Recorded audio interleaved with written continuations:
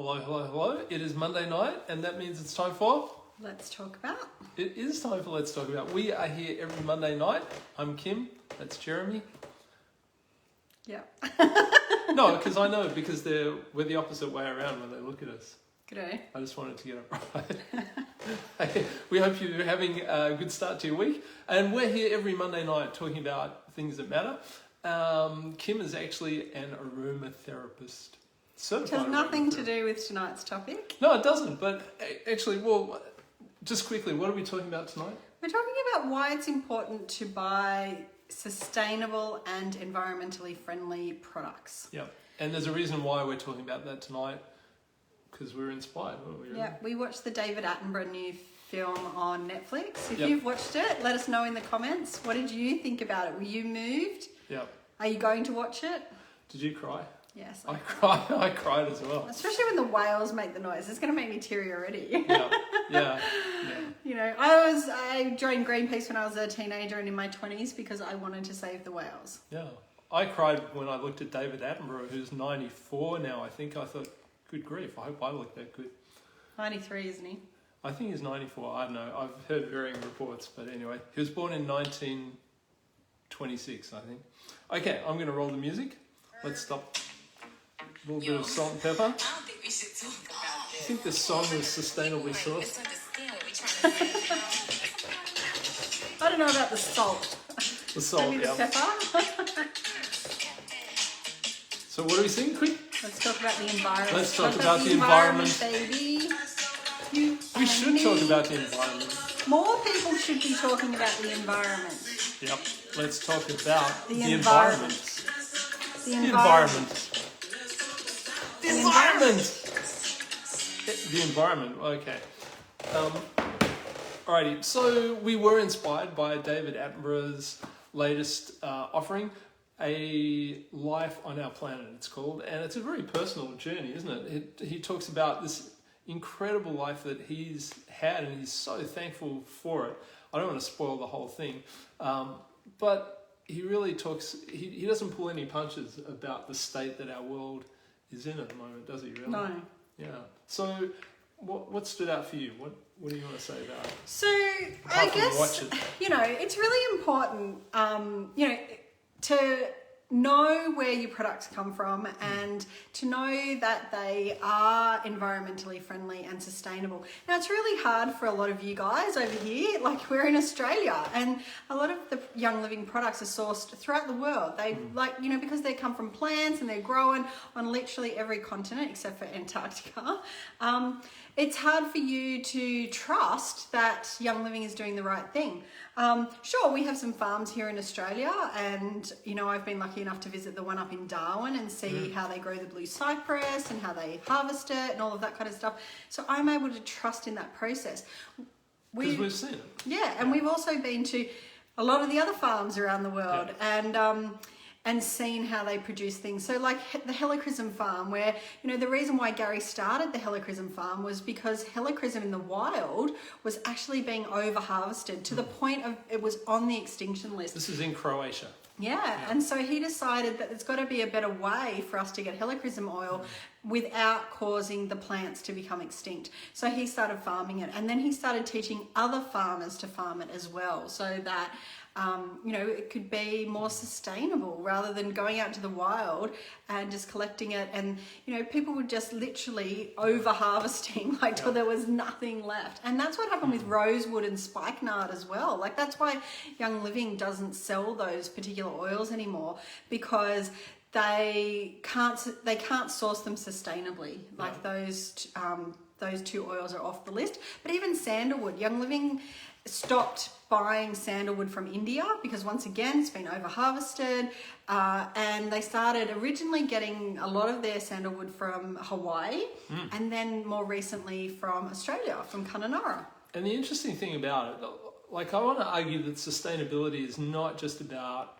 taking care of the earth, but it's also taking care of the people. And I think that's what I really like when we've gone to places, because Young Living does, particularly Gary and Mary, they had a big vision for this stuff, and they knew that it wasn't just about using earth that hadn't didn't have pesticides in it, but it was also about caring for the local communities and supporting them, and that's what they've done. So it's interesting, just about every farm has a backstory to do with supporting the local community. So even in Hawaii, for example, they're part of a reforestation program to actually return the Hawaiian sandalwood. Well, that's why they started growing it there. The locals Yeah. started growing the sandalwood to basically reforest the island, which had been, all the trees and stuff had been cut down for farming and things like that. So. Yeah. What did the Hawaiians say when they planted?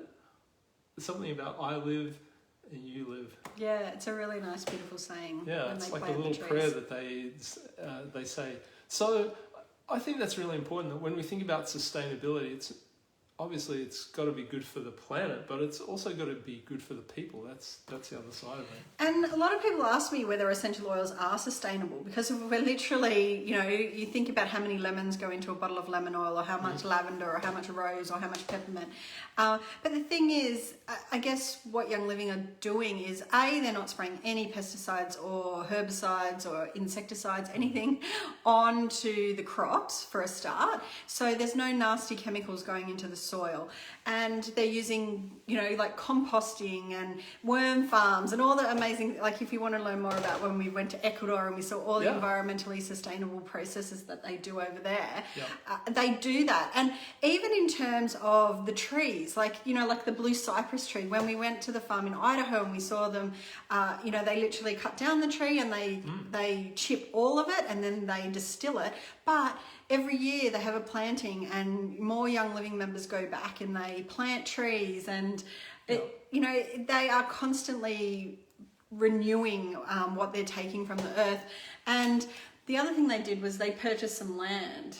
Yeah, so in 2019, September last year, the Young Living actually made a donation to the it's not the conservatory, but anyway, the conservation body. They donated, I think it was 11,500 acres, which translates to about 50 square miles of virgin forest, which they actually called the Utah Serengeti because of the massive migrations of deer and elk that pass through there. So that's in Gary Young's honour. And it was a place that he loved, so he used to take people out there for a mountain adventure. Yeah, so it's kind of like carbon banking, like making sure that the trees aren't cut down, so that so that's going to be a wilderness ranch. I think they've called it Riverside Ranch. Is that what it's called? But basically that area, won't be able to be logged, won't be able to, be destroyed. The trees will just stay there. And that's part of Young Living's commitment to the environment. So one of the other things that I guess for me that stood out in the film that David Attenborough did was the coral bleaching. Yep. And that was really interesting when we went to Hawaii as well, because in Hawaii they've actually banned sunscreens because the sunscreens were killing the reefs over there as well. Whereas in Australia we haven't made that move yet, but everyone who's ever been to the Great Barrier Reef knows that the coral bleaching is happening there as well, in our own, like by the time our kids and grandkids and are going to visit the Great Barrier Reef, there may not be a Great Barrier Reef, and that's really terrible and scary. And so one of the things that I love is that Young Living's mineral sunscreen doesn't contain any of those nasty chemicals that are bleaching the reef. So, isn't it great that we can have products that are safe for the environment, so that when we put them on our body and we go swimming in the ocean, they're not going to kill the coral reefs and they're not going to bleach it. And same with our cleaning products. I mean, when the cleaning products that we use, they don't contain endocrine disrupting chemicals that are affecting the marine life and the whales and the dolphins and all of that kind of stuff. Or us. No, and they're so concentrated. Like, you can get 42 bottles of spray out of one thieves bottle. Instead of going to the supermarket all the time and buying a spray cleaner for your benches and stuff every few weeks and having to, people think they're doing the right thing because they're putting it in the recycling.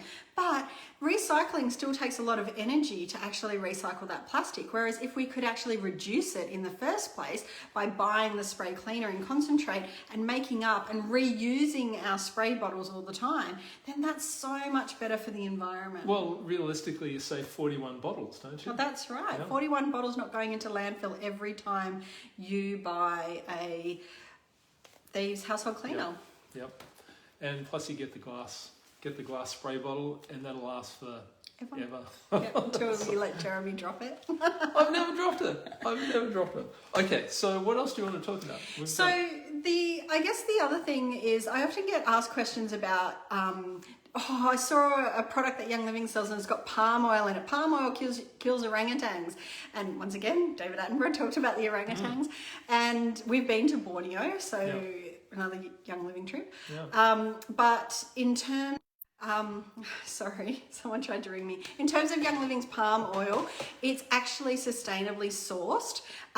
So one of the things that's happening in South America at the moment is they're trying to get the cocaine farmers or the coca plant actually, sorry, someone's trying to ring me, to actually swap over from selling, from growing the coca bean to growing palm oil. So the land's already been, cut down and things like that. So they're actually growing the palm oil there sustainably rather than trying to grow something that gets turned into drugs. And therefore, they're not having to cut down forests and things like that where orangutans would live in Borneo or other places around the world. So, and then the other thing is I often get asked about the micas that are in Young Living's mineral makeup. So whether it's in the eyeshadows or the blushes, the lipsticks, all of because that's how they get their color. And the Candelilla, I think that's how you say it. All of Young Living's products, not just the oils, are covered by the seed to seal sourcing guarantee, okay? So it's not just their oils that they're worried about in terms of the seed to seal, it's all of their products. So all of their products, they have sourcing requirements and standards that they have to meet. So, they're not going out and sourcing their palm oil from Borneo or their micas in, from slave labor and, all bad stuff. Yeah. And if you're ever unsure about Young Living and their products, there's actually an email which is productsupport@youngliving.com. And sometimes when you guys ask me questions, like particularly when I got the Candelilla, or however you say it, wax question, I didn't know. And I knew that it was in the lipsticks because Young Living's trying to have vegan products, so they made some lipsticks that were with beeswax and some with the other wax so that they could have two different waxes, and some lipsticks that were vegan and some that weren't.